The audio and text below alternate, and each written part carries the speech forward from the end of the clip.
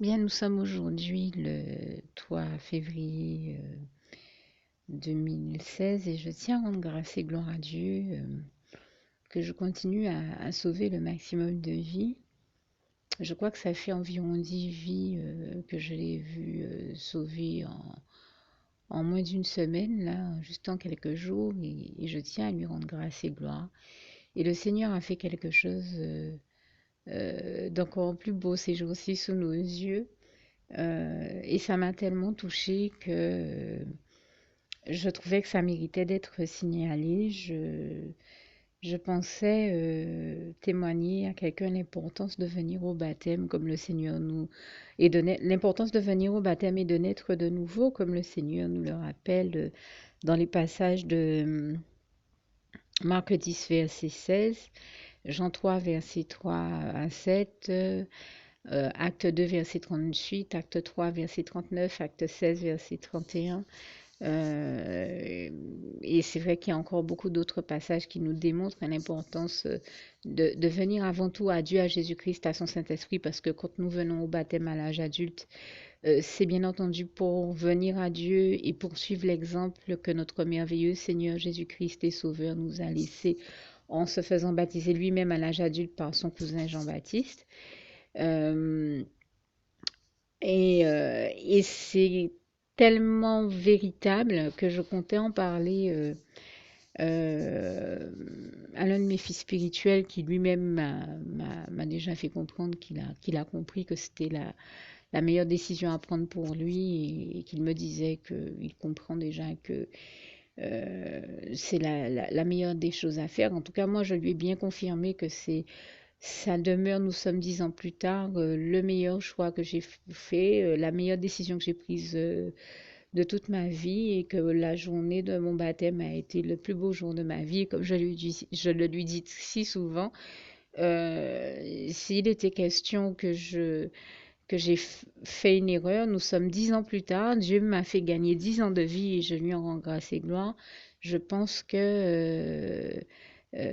si ça avait été une erreur pour moi de me baptiser, j'ai quand même maintenant où je te parle 10 ans de recul, je m'en serais déjà rendu compte. Et là, non, bien au contraire, je témoigne que c'est bien la meilleure chose que j'ai faite de toute ma vie et que depuis, Jésus a tellement changé ma vie.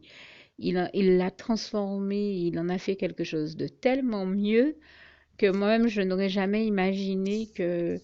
je vivrais avec lui de tels instants de bonheur, que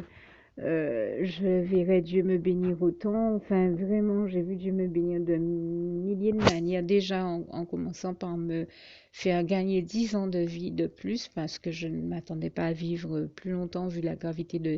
des choses que je vivais quand Dieu m'a sauvé la vie. Et là encore, je dis toute la gloire en revient à Dieu, à Jésus, à son Saint-Esprit,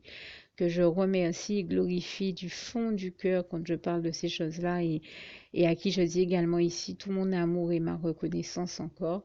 Et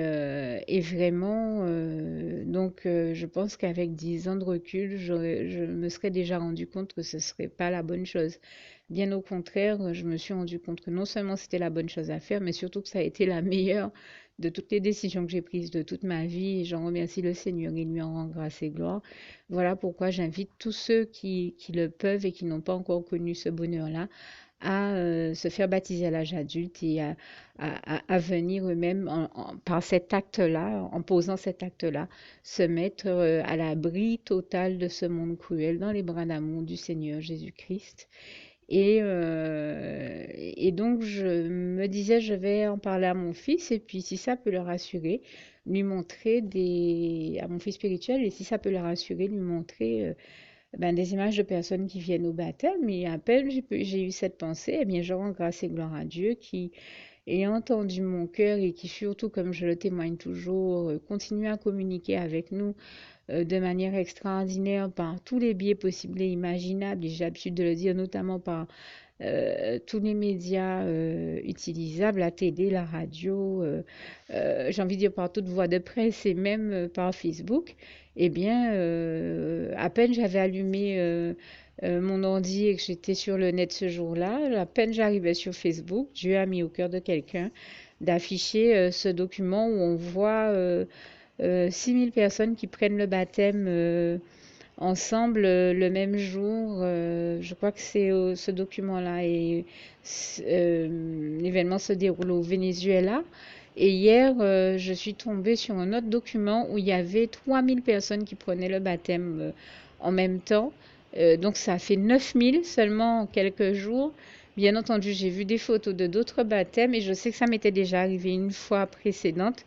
de voir 5 000. Donc je me dis, mais c'est extraordinaire que Dieu mette ces réalités-là sous nos yeux, parce que ne serait-ce qu'en comptant 6 000 plus 3 000 plus 5 000, on en est déjà à 14 000. Et vous êtes sûr que on n'a pas ces photos-là là, sous nos yeux, mais ça fait déjà, parce qu'on va, allez, on va considérer, je peux vous dire que le Seigneur quand même permet que beaucoup de personnes viennent au baptême, notamment sur notre merveilleuse île de la Guadeloupe. On peut déjà être sûr qu'il y en a au moins 1000 tous ces temps-ci. Donc ça veut dire que là, c'est comme si le Seigneur nous apprenait une nouvelle extraordinaire, qu'en très peu de temps, il y a déjà au moins 15 000 personnes qui ont pris le baptême et donc qui viennent avec nous, qui vont monter aux cieux avec nous quand le Seigneur Jésus reviendra nous chercher pour nous amener au paradis. Mais pour nous, c'est une joie la plus totale que de savoir que ça fait déjà 15 000 personnes de plus qui viennent au paradis avec nous. Moi, quand je vois ces choses-là, mais je suis dans une joie et dans un émoi extraordinaire. Je vous dis ça, j'en ai des frissons de la tête aux pieds et je pense à cette louange qui dit: Je suis dans la joie, oui, une joie immense. Je suis dans l'allégresse, mon papa Yahweh m'a libéré. Et je rends vraiment du fond du cœur grâce et gloire à Dieu, à Jésus, à son Saint-Esprit, pour de telles joies, de tels moments de bonheur auxquels il nous permet d'assister par ces témoignages extraordinaires. Et je ne pouvais pas prendre le temps de remercier le Seigneur de nous avoir tenus informés de ces réalités-là, de notre royaume, du royaume duquel nous sommes ressortissants, le royaume de Dieu, le royaume des cieux, le paradis. Parce que pour nous, c'est une grande, très, très bonne nouvelle que de savoir que 15 000 personnes de plus sont en train d'aller aux cieux avec nous. Et je ne pouvais pas ne pas prendre le temps de remercier Dieu, de l'en glorifier là encore du fond du cœur. Surtout qu'il n'y a pas longtemps, je vous disais, mais il n'y a aucun journal qui nous tient informés du fait que de toutes les vies que Dieu sauve. Or, on entend dans tous les journaux, donc je ne pouvais pas prendre le temps de ne pas parler de ça, puisque comme je disais, on entend dans tous les journaux, dès qu'on allume la télé ou qu'on voit des journaux, que oui, il y a eu, aujourd'hui, il y a eu tel accident, tant d'accidents, tant de morts. Et je dis, mais à quand le journal où on nous dit tous les jours, eh bien, au lieu de nous parler de qui est mort, nous parler de qui est en vie, de qui Jésus a sauvé la vie. Et je l'ai dit, j'ai eu l'occasion de le dire il n'y a pas longtemps que moi, il m'est déjà arrivé dans une même journée de voir Jésus faire tellement de miracles, sauver tellement de vies. Je pense à une journée où je l'ai vu sauver plus de 15 vies sous mes yeux. Et je pense que je ne suis pas la seule chrétienne et que et qu'on doit bien pouvoir trouver au moins 10 chrétiens qui ont vu Jésus faire la même chose dans leur vie.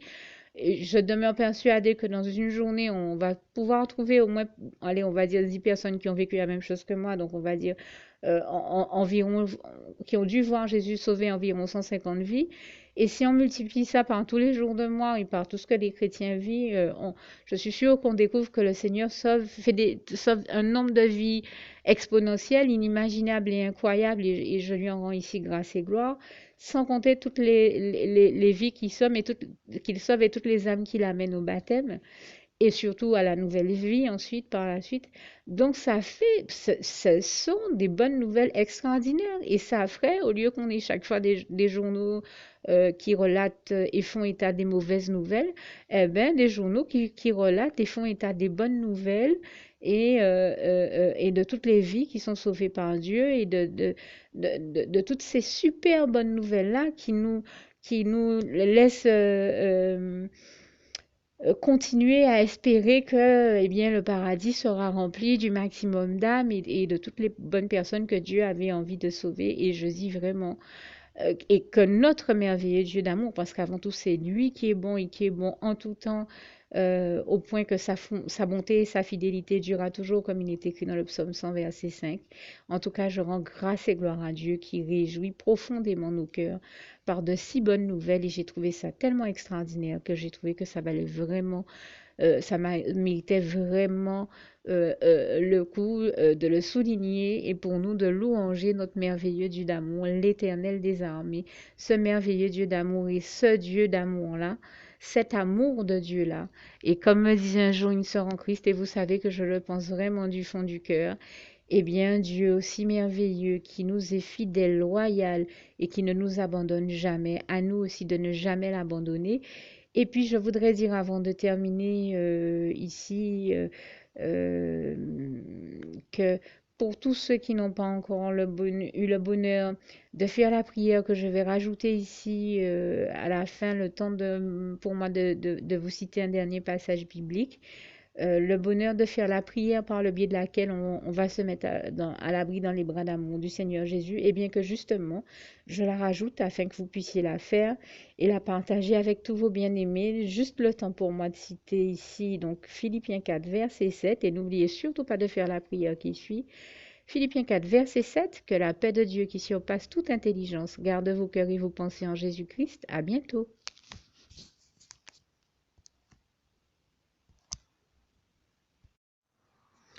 Alors, pour toutes celles et ceux qui ne l'auraient jamais encore fait auparavant, je partage avec vous ici la prière par le biais de laquelle le Seigneur Jésus m'a sauvé la vie et vous invite tout simplement à lui ouvrir vos cœurs, à être sincère avec lui dans ce que l'on va dire ici, puisque si Dieu me met à cœur de partager avec vous cette prière, tout comme il le fait toujours avec chacun de nous, c'est tout simplement parce que Dieu nous a sauvé la vie, m'a sauvé la vie et nous a sauvé la vie à tous, hein, tous ceux qui partageons avec les autres cette prière, et que nous l'avons vu nous faire tellement de bien, nous donner tellement d'amour, nous combler de bonheur dans les bras d'amour de Jésus, et bien que nous souhaitons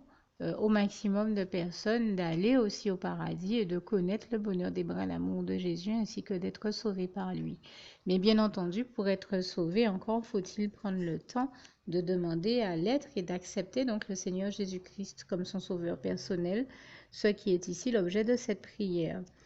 Alors, n'oubliez pas à cet effet qu'il est notamment écrit en Acte 4, verset 12, que Dieu, dans sa grande sagesse, dans sa sagesse infinie,